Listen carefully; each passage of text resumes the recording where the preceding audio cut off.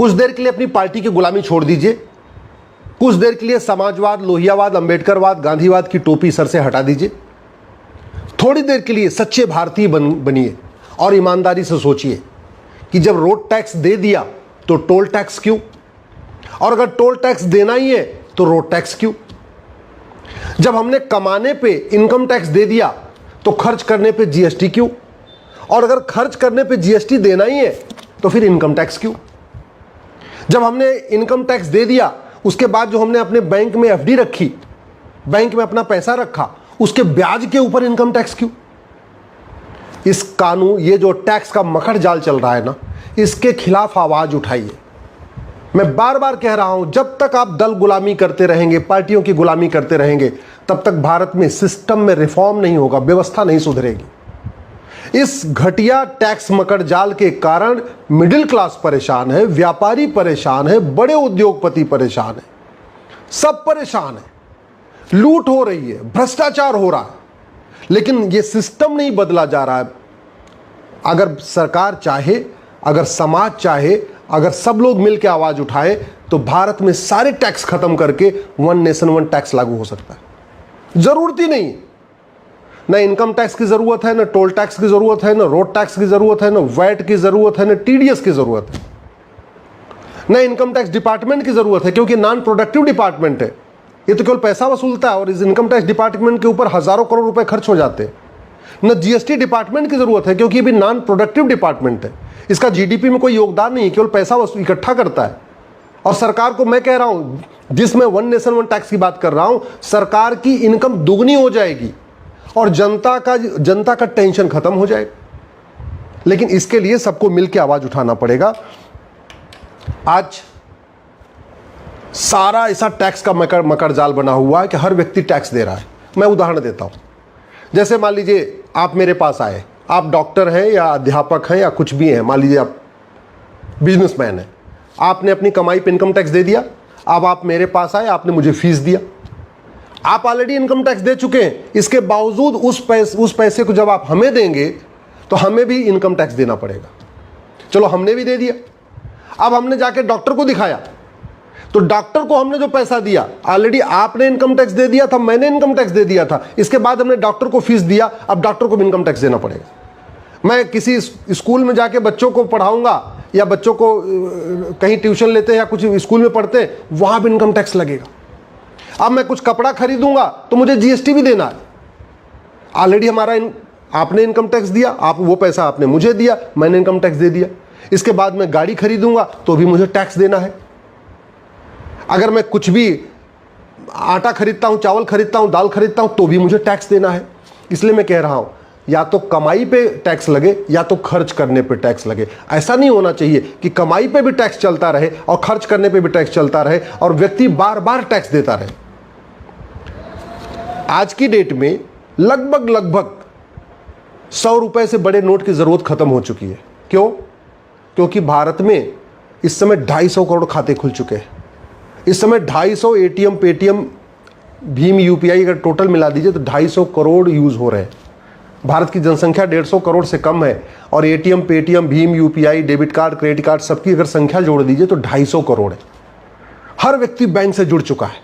गरीब से गरीब आदमी बैंक से जुड़ा हुआ है, आदिवासी बैंक से जुड़ा हुआ है, किसानों को किसान सम्मान निधि आती है, वो भी बैंक में जाती है। 55 करोड़ बैंक खाते, जनधन खाते खुल चुके हैं। जनधन खाते उनके खुलते हैं जिनकी एनुअल इनकम 50,000 रुपए से कम होती, तो आप खुद सोच सकते हैं। हर व्यक्ति बैंक से जुड़ा हुआ है। और वैसे भी जो गरीब है, एकदम आदिवासी है, वो कोई बहुत महंगा ट्रांजैक्शन करता नहीं है। वो 1000 रुपए का सामान खरीदता, 1500 सामान खरीदता, 2000 का सामान खरीदता। वो ऐसा सामान खरीदता नहीं है जो बहुत हाई, जिसकी वैल्यू बहुत ज़्यादा हो। वो आईफोन नहीं खरीदता, वो कार नहीं खरीदता, वो बाइक नहीं खरीदता। वो गरीब आदमी अपना साइकिल खरीद लेता है और अपने छोटे से उसमें रहता है। सरकारी आंकड़े कहते हैं कि भारत में 80% लोग पर डे 100 रुपए से कम खर्च करते हैं और जो 20% लोग पर डे 100 रुपए से ज़्यादा खर्च करते हैं उनके पास एटीएम, पेटीएम, भीम, UPI, debit card, credit card है। इसका मतलब 100 रुपए से बड़े नोट की जरूरत ही नहीं है। सरकारी आंकड़े कहते हैं इस समय दुनिया में सबसे ज़्यादा यूपीआई का, सबसे ज़्यादा ऑनलाइन ट्रांजेक्शन भारत में हो रहा है। इसका मतलब अगर 5000 रुपए से महंगे सामान का कैश लेन देन बंद कर दिया जाए तो भी कोई फ़र्क नहीं पड़ेगा, लोग आराम से ऑनलाइन खरीदते रहेंगे। सरकारी आंकड़े हैं कि 130 करोड़ आधार बन चुका है। इसका मतलब सबकी प्रॉपर्टी को आधार से लिंक कर दिया जाए तो भी किसी को कोई दिक्कत नहीं आएगी। ये 3 काम हो जाए ना, 100 रुपये से बड़ी नोट बंद हो जाए, 5,000 रुपये से महंगे सामान का कैश लेन देन बंद हो जाए और 50,000 रुपये से महंगी प्रॉपर्टी आधार से लिंक कर दी जाए, तो भ्रष्टाचार खत्म हो जाएगा, टैक्स चोरी खत्म हो जाएगा। और उसके बाद केवल 2% एक्सपेंडिचर टैक्स लगा दिया जाए, मतलब इनकम टैक्स खत्म, टोल टैक्स खत्म, रोड टैक्स खत्म, वैट खत्म, टीडीएस खत्म, ये जीएसटी का इतनी मोटी किताब खत्म, जिस जीएसटी को फॉर्म भरने के लिए बाकायदा चार्टेड अकाउंटेंट रखना पड़ता है। सब परेशान है बेचारे, छोटा व्यापारी हो बड़ा व्यापारी सब परेशान। वो जीएसटी भी खत्म, कोई जरूरत नहीं। केवल एक टैक्स लगा के रखिए आप, कस्टम एक्साइज रखिए। जो बाहर से इंपोर्ट सामान हो रहा है, एक्सपोर्ट सामान हो रहा है, उस पर जो टैक्स लगा रहा हो सरकार रखे। लेकिन भारत के आंतरिक इंटरनल जितने भी टैक्स हैं सारे टैक्स खत्म, और सरकार 2% बैंकिंग ट्रांजैक्शन टैक्स लेता रहे कि भाई 4,999 रुपए तक तो आपको कैश में लेन देन कर सकते हैं। जैसे कोई सामान की वैल्यू 5,000 होगी, जिसकी भी एमआरपी 5,000 से ज़्यादा होगी, वो आप अब ऑनलाइन नहीं खरीद, वो कैश में नहीं खरीद सकते, आपको बाकायदा बैंकिंग ट्रांजैक्शन करना पड़ेगा। एटीएम, पेटीएम, भीम, UPI, debit card, credit card से लेना पड़ेगा। और उस पर केवल 2% एक्स्ट्रा देना है, यानी 100 रुपये का सामान है तो 102 रुपये देना है, 1,000 का सामान है तो 1,020 देना है। इतना ही करना है, बहुत ज़्यादा नहीं करना। 1 लाख का सामान है तो 1,02,000 देना है। लेकिन उसके बदले आपको कुछ भी नहीं देना, ना टोल टैक्स देना, ना रोड टैक्स देना, ना वैट देना, ना टीडीएस देना, ना जीएसटी देना। सारे मतलब जितना ये मकड़जाल है कानून, सारे खत्म। आम जनता भी खुश और सरकार की आय डबल, दुगुनी आय।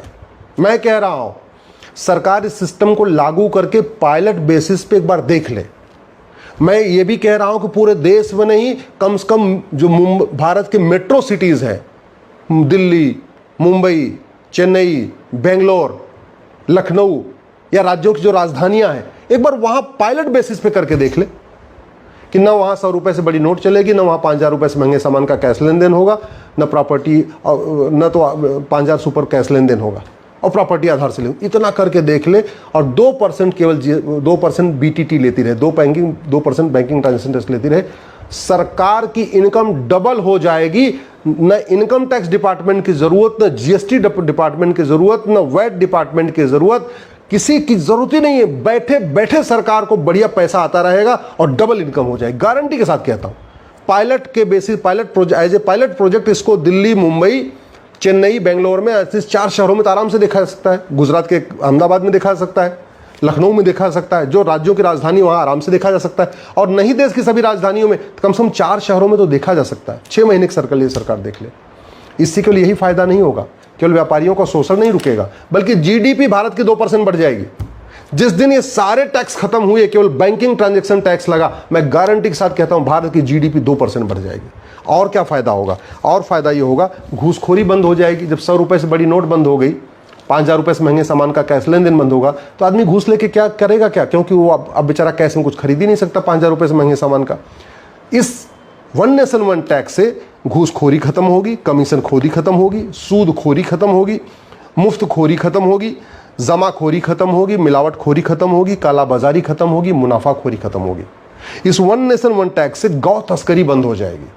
गाय तस्करी का पूरा कारोबार वो कैश में होता है, काला धन हवाला के जरिए होता है। 100 रुपए से बड़ी नोट बंद हुई, 5,000 रुपए से महंगा सामान का कैश लेन देन बंद हुआ, प्रॉपर्टी आधार से लिंक हो गई, उसके बाद ये खत्म हो जाएगा आराम से। इस वन नेशन वन टैक्स से ड्रग का कारोबार बंद हो जाएगा, जिसके कारण हमारी यंग जनरेशन बर्बाद हो रही, नशा तस्करी बंद हो जाएगी। वन नेशन वन टैक्स से गोल्ड स्मगलिंग बंद हो जाएगी। वन नेशन वन टैक्स से ह्यूमन ट्रैफिकिंग बंद हो जाएगी, जो ये बच्चों का अपहरण होता है, उनको बेचा खरीदा जाता है। वन नेशन वन टैक्स से हथियारों का कारोबार खत्म हो जाएगा। वन नेशन वन टैक्स से जासूसी बंद हो जाएगी, क्योंकि जासूसों की फंडिंग भी कैश में होती है, काला धन हवाला के जरिए होती है। वन नेशन वन टैक्स से झपटमारी बंद हो जाएगी। वन नेशन वन टैक्स से जातिवाद, भाषावाद, क्षेत्रवाद, पंथवाद बंद हो जाएगा, क्योंकि जाति, भाषा, क्षेत्र, पंथ का जहर ये जो पार्षद, प्रधान, सांसद, विधायक घोलते हैं, वो पैसे के लिए घोलते हैं। उनको फंडिंग आती है या उनको सत्ता चाहिए, भ्रष्टाचार। वन नेशन वन टैक्स से भ्रष्टाचार खत्म हो जाएगा, फिर ये जातिवाद, भाषावाद, क्षेत्र